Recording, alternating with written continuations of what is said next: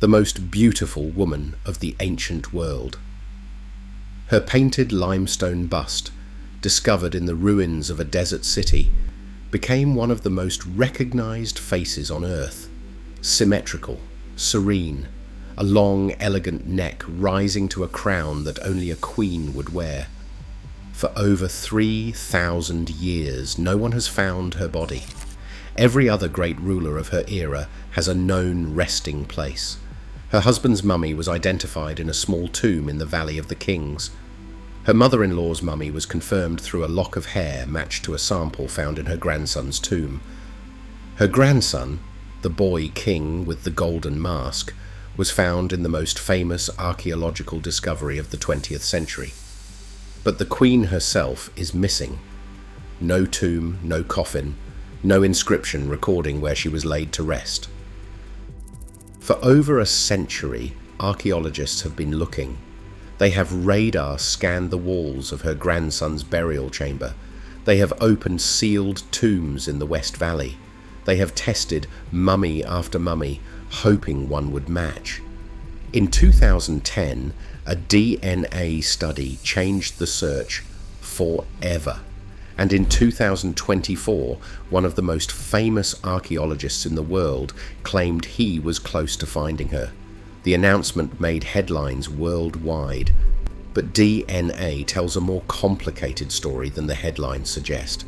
And the most likely candidate for the Queen's body has been lying in a museum in Cairo for over 100 years, passed over and misidentified because of a single assumption that turned out to be wrong. This is the story of a queen the world remembers by her face, and the search for the body that no one can find. Roughly 3,400 years ago, a woman rose to the most powerful position in the ancient world. She was not born into the royal family. She married into it, and within a few years she held more power than any queen before her. Her name meant, "The Beautiful One has come." Her image appeared on temple walls across Egypt, carved at the same scale as her husband, the pharaoh.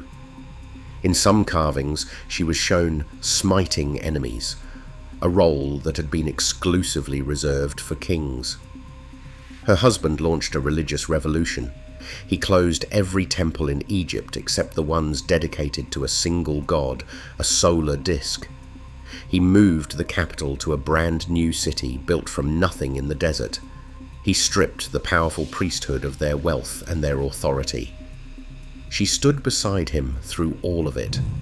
Some scholars believe she was not just his partner, but his co-ruler, governing as a pharaoh in her own right. Then, roughly 12 years into her husband's reign, she vanished from the record. Her name stopped appearing on monuments. Her image was no longer carved on new buildings. No death was recorded. No burial was announced. She simply disappeared, as if someone had erased her from history, and in fact, someone had. After the religious revolution collapsed and the old gods were restored, later pharaohs went tomb by tomb, temple by temple, chiseling out the names and faces of everyone associated with the heresy. They demolished the desert capital. They smashed the statues. They tried to erase the revolution and everyone who had been part of it. The Queen's name was among those targeted. For 3,000 years, the erasure held. She became a ghost, known only from fragments and rubble, until a German archaeologist unearthed a painted bust from the ruins of the abandoned capital in 1912. The bust was perfectly preserved. The left eye was missing its inlay, but the right eye stared forward with a calm intensity that stopped everyone who saw it. It was moved to a museum in Berlin, where it became one of the most visited objects in the world. The face gave the Queen back her fame, but it could not give her back her body. In 1898, French archaeologist opened a royal tomb in the Valley of the Kings. The tomb had originally belonged to a much earlier pharaoh, but at some point ancient priests had used it as a storage room for displaced royal mummies. Inside a small side chamber, 3 mummies were found lying together on the floor. An older woman, a younger woman, and a young boy. The older woman was eventually identified through DNA and a matching hair sample as the Queen's mother-in-law, one of the most powerful women in Egyptian history. The younger woman was more of a mystery. Her face had been badly damaged. A massive wound had destroyed her left cheek, shattered her jaw, and broken through the front of her chest.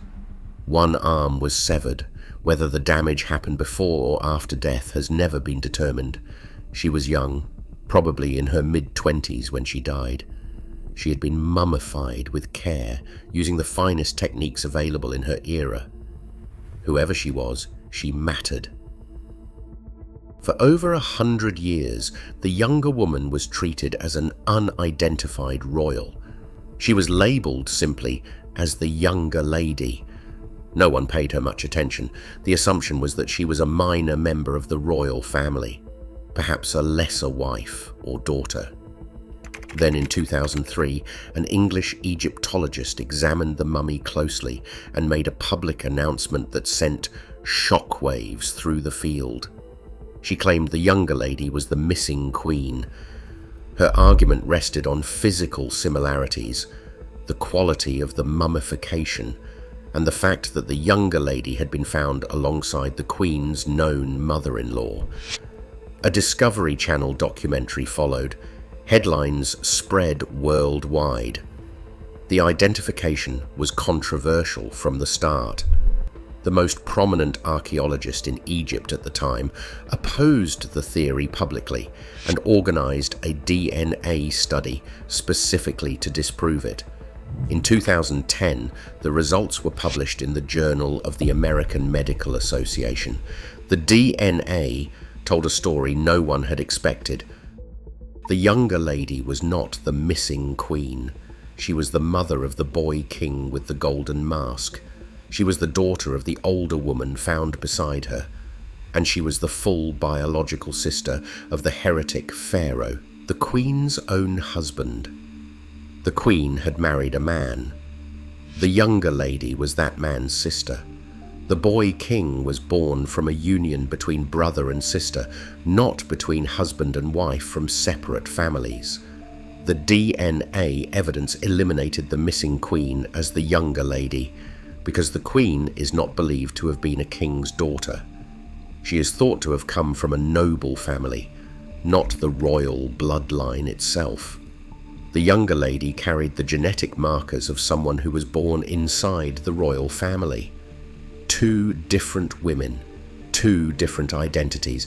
But here is where the story becomes more complicated than most documentaries admit. The DNA proved that the younger lady was a daughter of the royal couple and a sister of the heretic pharaoh. It proved she was the mother of the boy king. It did not prove her name. Some scholars accept that she must be one of the heretic pharaoh's known sisters. Others have pointed out that the queen's own parentage is uncertain. If the queen was in fact a king's daughter rather than a noblewoman, the DNA evidence would not exclude her at all.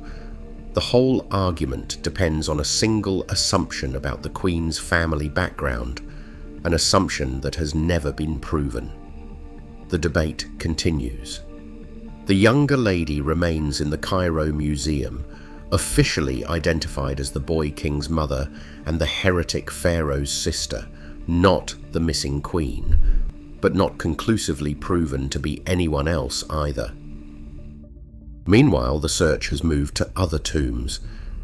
In the Valley of the Kings, a small tomb known only by its catalogue number has held 2 female mummies since it was first discovered in the early 1800s.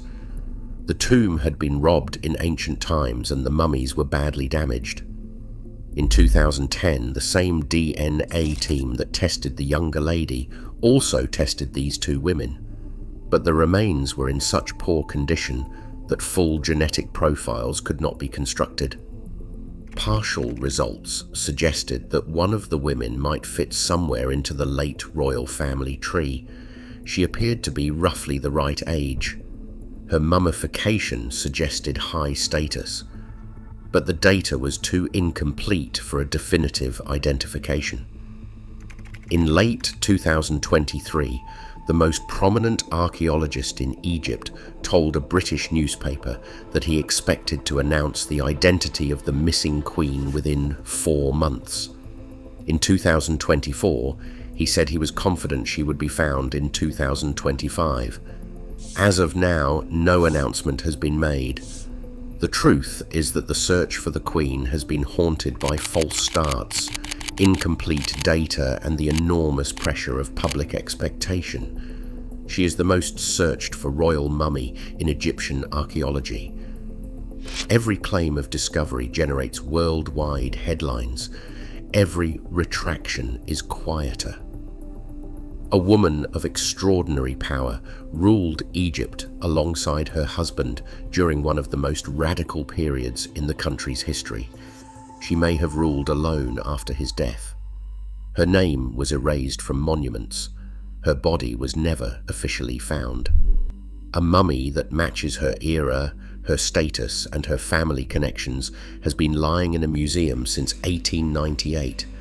DNA proved that Mummy was the mother of the most famous pharaoh in history and the sister of the heretic king. Whether that same woman could also be the missing queen depends on a question about her parentage that no one has been able to answer. Her painted bust stares from behind glass in a Berlin museum, the most famous portrait of the ancient world. Calm, symmetrical, one eye missing. Somewhere her real face lies in the dark, in a tomb that has not been opened, in a museum drawer that has not been tested, or in a coffin that was smashed 3,000 years ago by men who wanted to make sure no one would ever remember her name. They failed. The whole world remembers her, but no one can find her. The search continues. Thanks for watching. If this story stayed with you, subscribe and turn on notifications. We cover DNA mysteries, ancient forensics, and the cases history tried to forget.